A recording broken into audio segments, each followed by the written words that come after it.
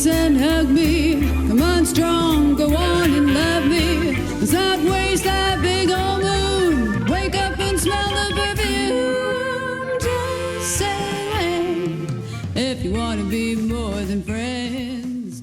Got some love I'd Okay. like to make. Welcome, everyone, to the brand new show, Marketing Momentum with Charles and Deborah. And we have Charles Terrence Harper here. Charles, will you tell us a little bit about yourself? Yeah, I'm doing my claim to fame, or if you want to call it that, not claim to fame, but I primarily local radio, and I do 2 shows in my local area. And I'm doing one for entrepreneurs, which is basically, you could almost call it an entrepreneur magazine in a local sense, on an online radio show. And I'm also doing one called Deal of the Day Radio. And so those are my 2 primary, focuses. Now I also create information resources for consultants, and that's kind of what I do, kind of on the side, so to speak. But my main focus is gain mind share, which is really kind of focused right here in Central PA. Very cool. I love your focus on local. I like to learn and be inspired. I'm always inspired by you, Charles. But I'm looking forward to this half hour where we can chat and learn more the essence of Charles' innovative ideas on marketing.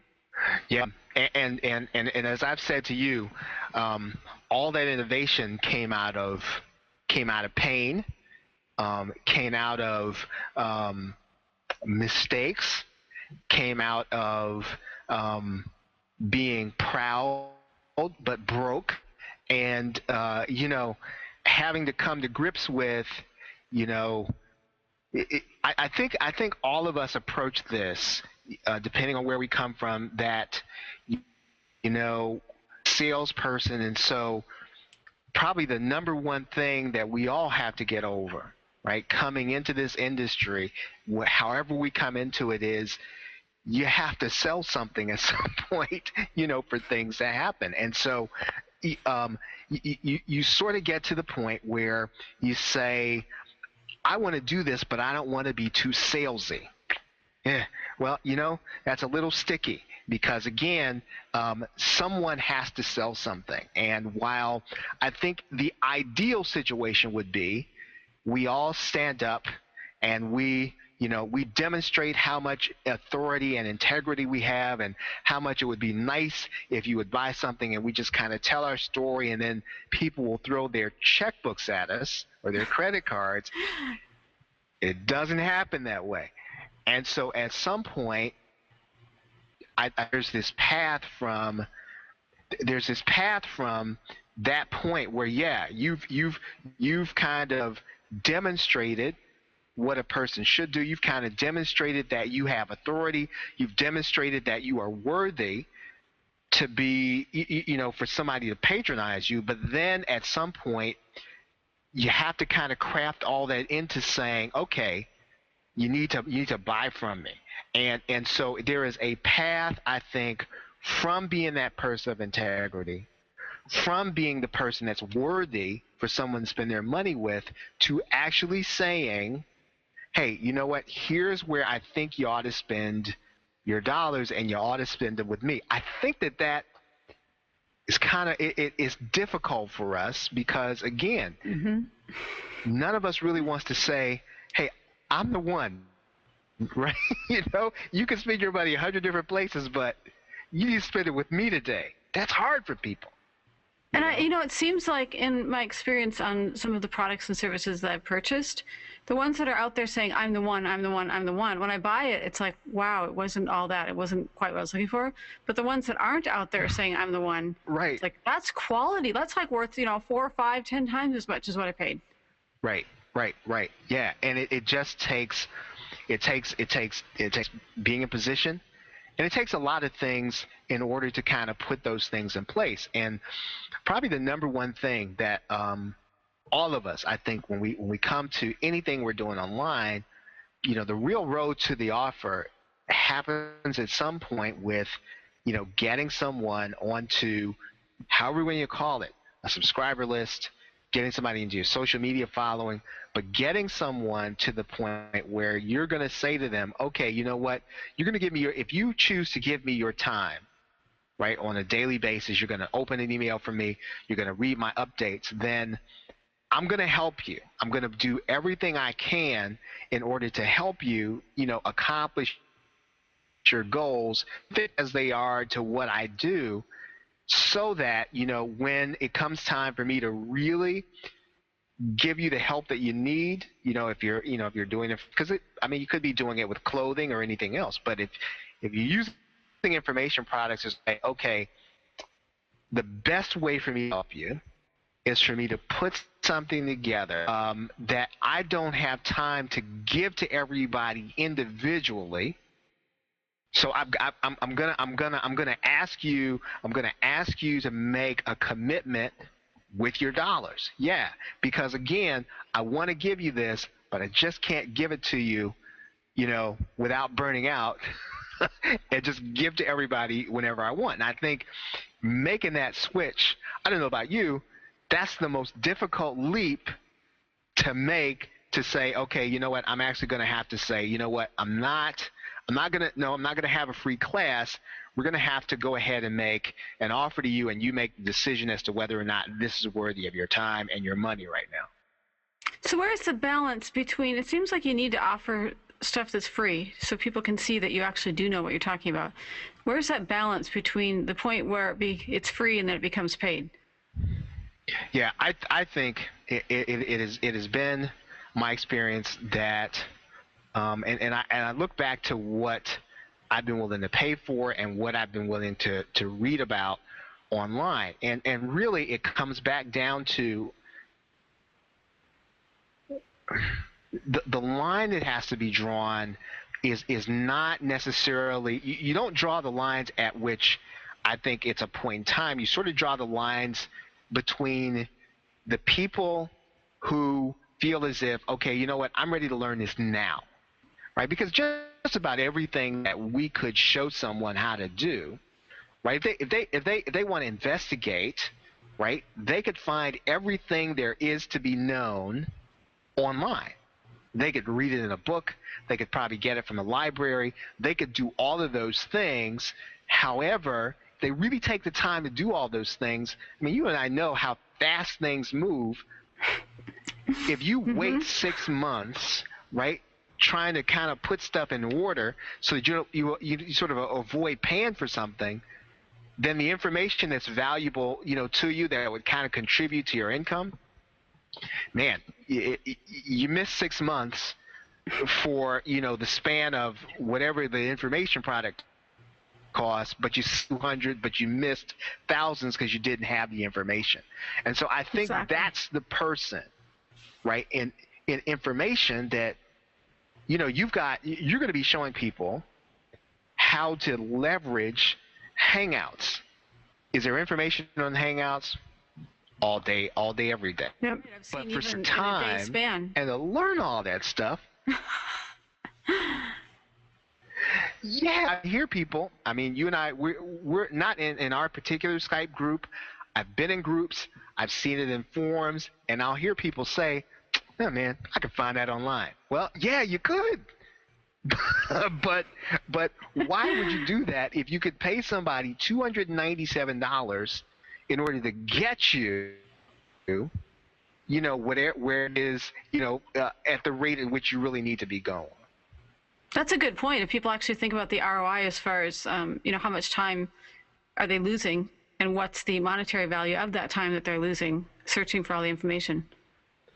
I think that's all the information product is. I mean, when you break down an information product, all it really is really giving people the opportunity to move fast and not having to do the work. Really, all that we do, whether or not we've got to wait, whether or not we're putting it in a book, whether or not we're putting it in an information product, is we're reorganizing information, and we're giving people the information they want and need in a form and at a speed at which it will help them to move as fast as they want to move. There's tons of information on how. You don't need to buy a book on it. I could go and I could find it on Google Scholar. I could find it on, 10,000 websites. But why would I do that when I could just go buy a book? Now, not that I'm low carb dieting, of course, but I would just go buy a book on it and then just get the information so I could do what I needed to do. And I think that that's all an information product is. It's going to save people time from having to do that. And I think when as a product creator, we sort of grasp that, right, that we're really saving somebody time. We're really going to help somebody get to a goal that they want to get to faster, because nobody has to have an information product, right? They don't have to buy from us. But this is something somebody wants to do, and really that's the kind of people that you and I want to work with. We want to work with somebody who's motivated and motivated enough to, pull out their wallet or credit card, checkbook, whatever the case is, to learn at the rate at which they want to, so that they can get something that they would not be able to otherwise get for the time that they want. I mean, nobody has to have it, but we want to work with the people who I think what we have. That's an excellent point, because one of my favorite ebooks is put out by Angela England, and it's 30 days. Okay, I'm not going to get this title right, but it's 30 days on how to write an ebook. And it's not that I absolutely need that ebook to know how to write an ebook. I've been writing for decades. However, I love that I can open it up, read each day, because it's 30 days. It's like a checklist. I love checklists. So she has packaged it in a way that's like, okay, this is what you should do this day. Today you should think about the cover. Today you should think about this marketing aspect. And it's like she laid out the whole blueprint on how to write an ebook. And it's just so helpful, because I don't have to go figure out, all right, what am I doing on what day? Mm-hmm. Mm-hmm. Well, I know that you, let's just think in terms of, let's say, Hangouts. And again, I'm still a novice at them.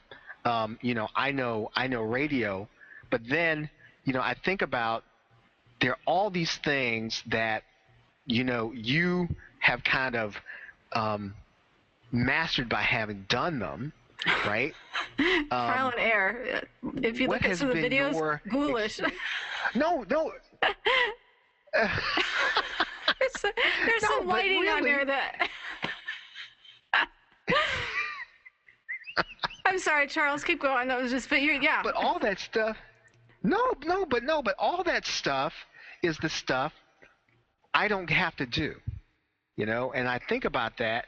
And, when you were talking about, I don't know where we were talking about, you were talking about Hangout Queen, and I was looking at this list and I was thinking, I probably know this, but I don't really know it enough to get in front of somebody and to say, because one of the reasons I'm really kind of like wanting to see this class is because I'd like to be able to add that to what I do right here in Harrisburg, to say, well, hey, you know what? I could produce your Hangout based on what I know, but right now, I'd be kind of taking somebody's money if I didn't actually go through the process without really, really getting that whole thing. And so, for me, I'm motivated then to want to learn that, because I know what that'll do for me here in Harrisburg. I mean, I want to do that because that's going to mean something to me and all of us in this consultant class, we've got to keep learning stuff.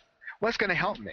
And I think that's where it comes back to, can I myself? Yes. Do I have to learn Hangouts? No. Class? No.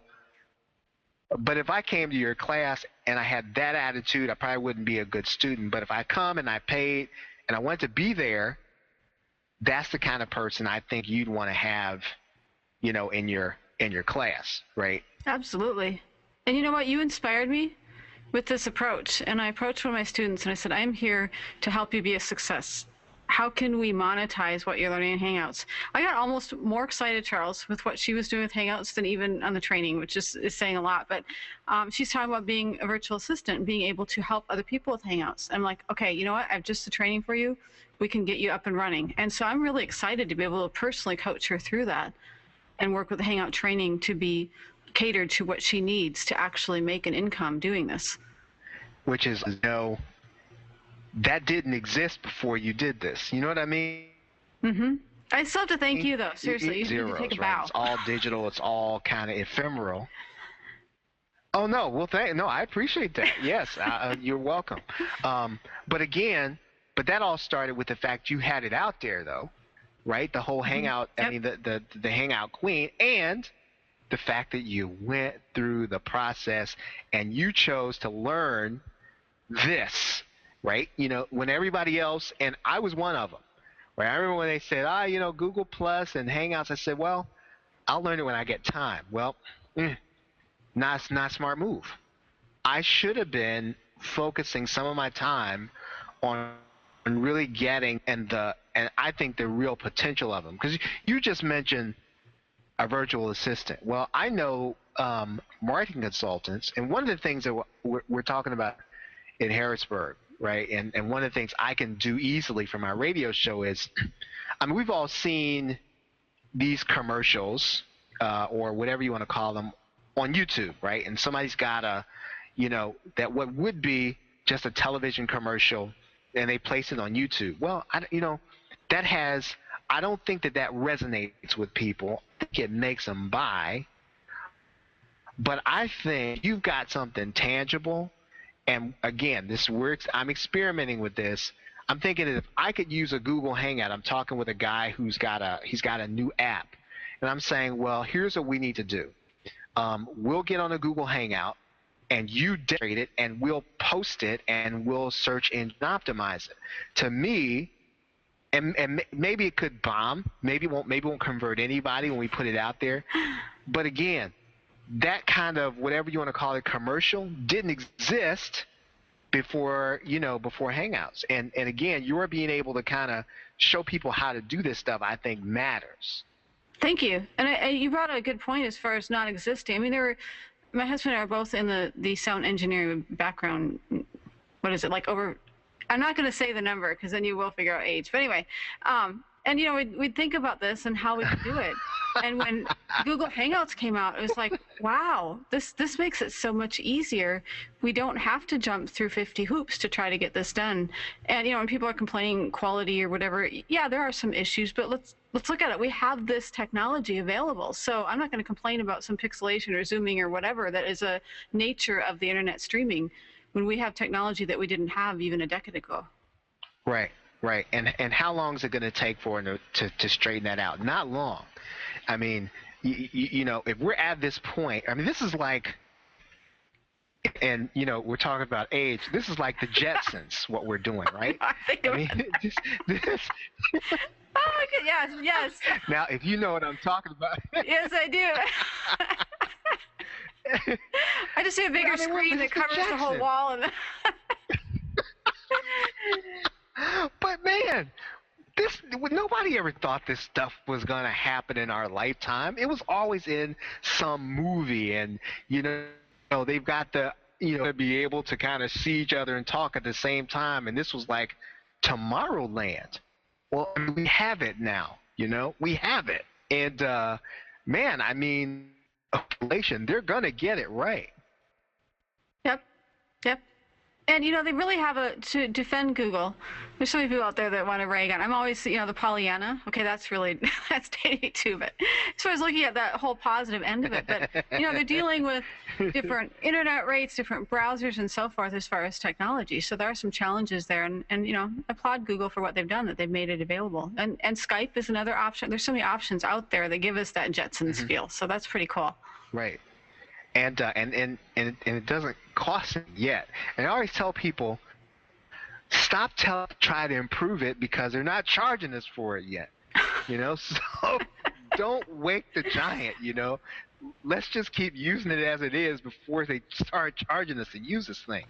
And but again, I think that we're talking about that offer. It really comes back down to, if somebody were to approach me and they were to say, well, why should I have to pay for Hangout Queen, right?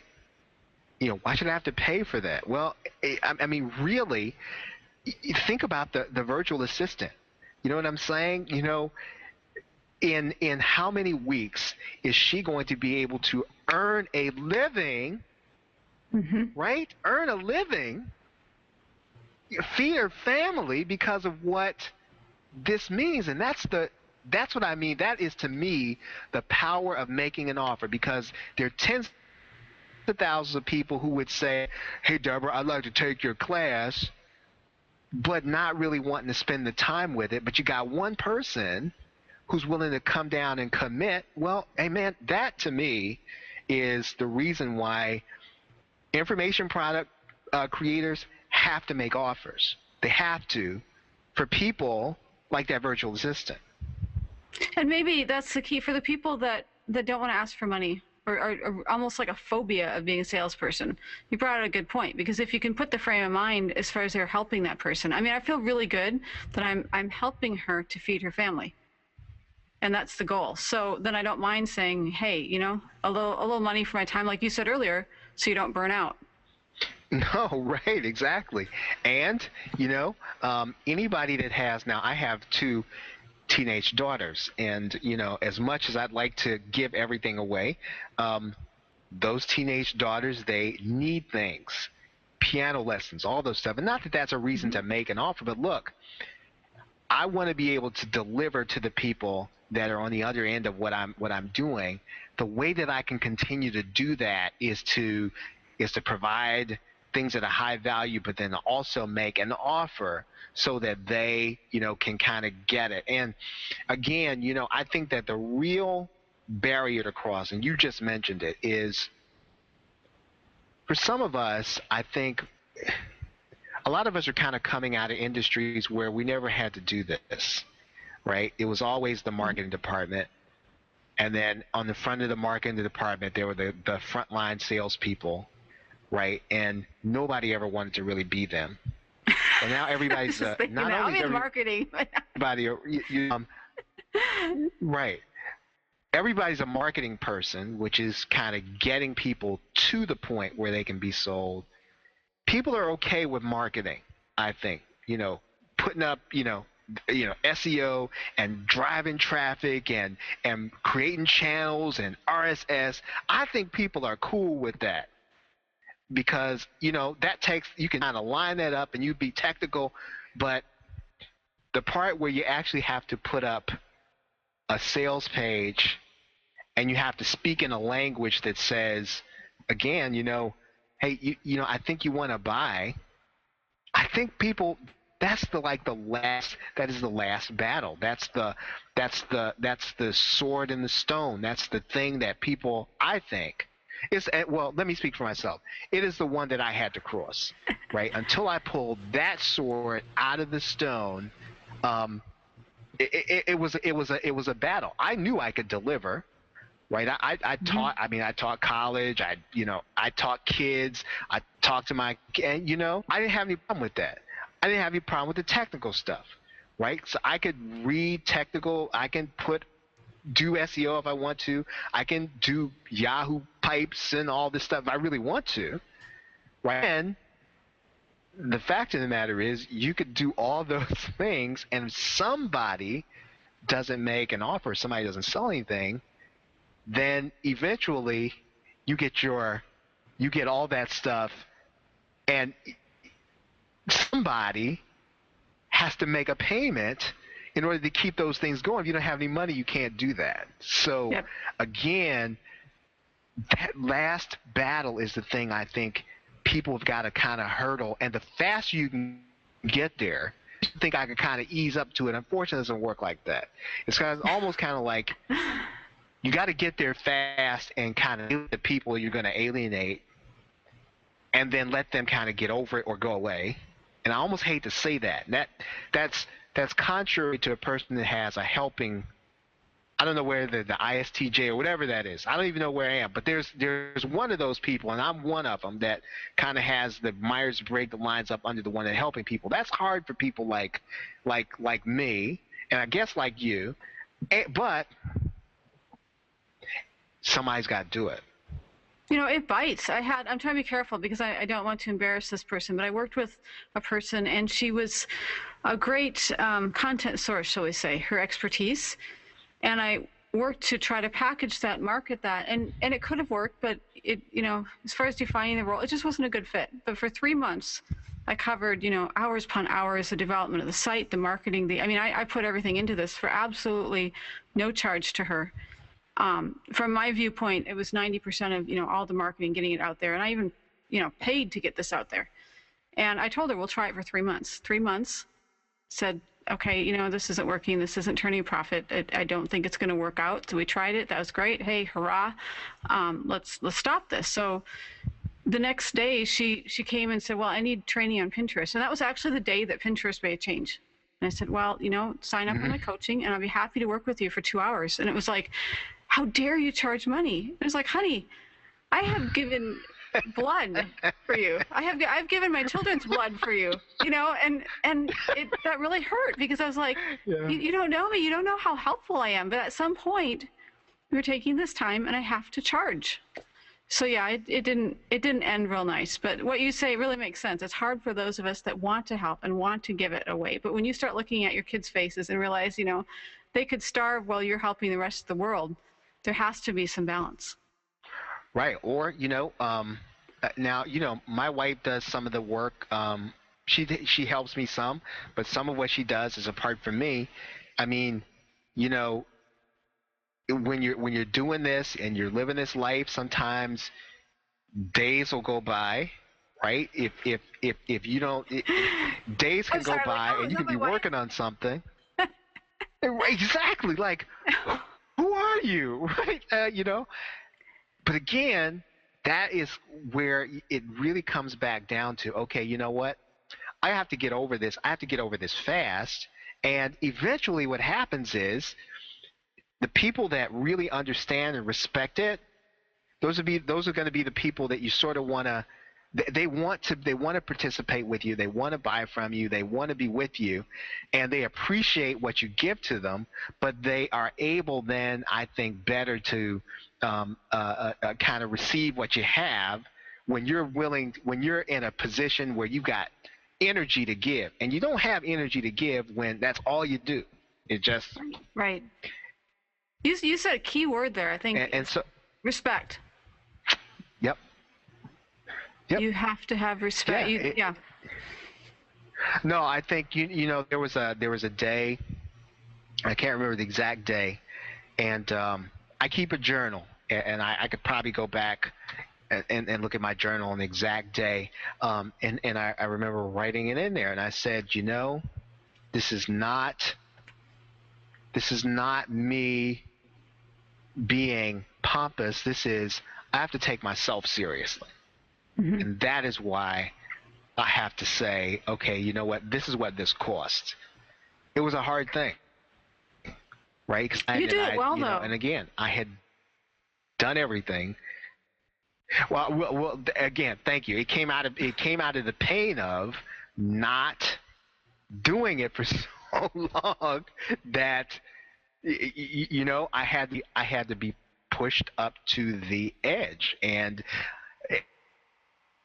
yeah, and I got the same thing. So, well, why is it like this now, Charles?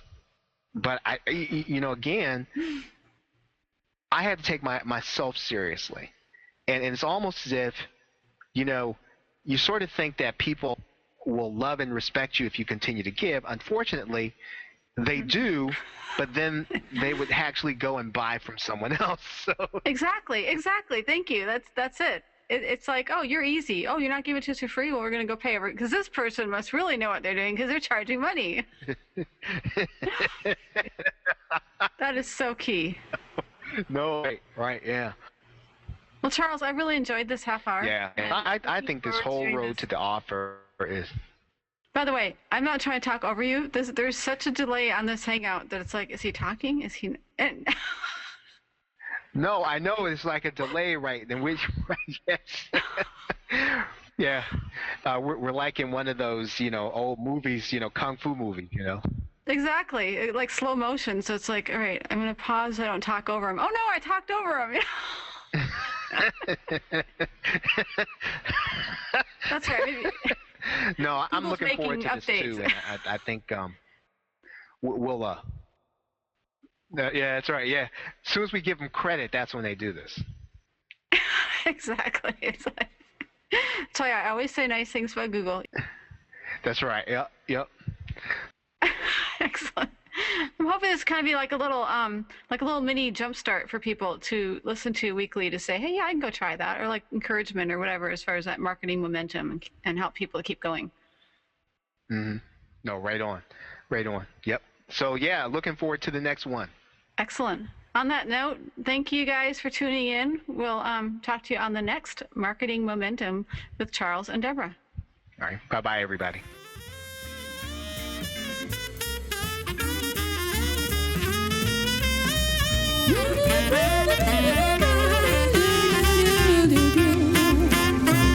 Don't you wanna kiss and hug me? Come on strong, go on and love me. Let's not waste that big old moon. Wake up and smell the perfume. Just say, if you wanna be more than friends, got some love I'd like to make.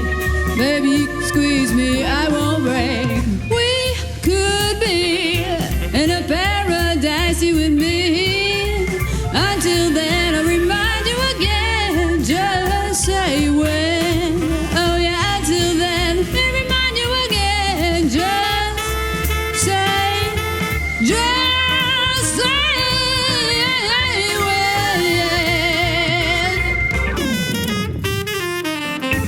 Oh baby, just say when.